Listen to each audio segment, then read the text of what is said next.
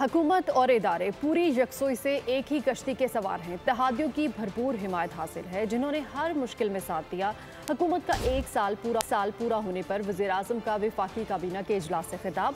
कहा, IMF की शर्त के मुताबिक बैरूनी फाइनेंसिंग का गैप पूरा करने के लिए वो आर्मी चीफ दोस्त ममालिक के पास गए।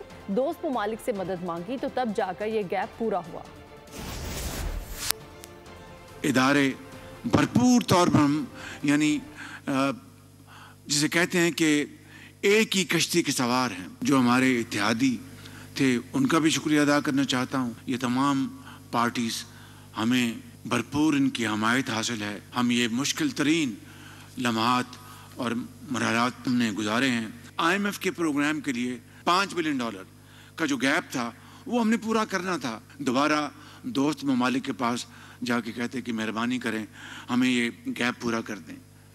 मैं गया और chief of army staff general Asim Munir गए, तब जाकर ये इस्तेकाम की तरफ जा रहे हैं। ये तरक्की और खुशहाली का सफ़र तभी इसमें तेज़ी आएगी, तभी उड़ान पाकिस्तान बनेगा, जब तक हम इस मुल्क के अंदर जो खवारिज हैं, जो दहशत गर्द जो हैं, उनका मुकम्मल तौर पर खात्मा नहीं कर देते। हमें अगर मुल्क को खड़ा करना है अपने पाँव पे तो बहाने नहीं चलेंगे, ना जादू ना टूने, सिर्फ मेहनत मेहनत और मेहनत। 9 मई के हमलों के हिस्सेदार हम नहीं, हम 28 मई के नंबर।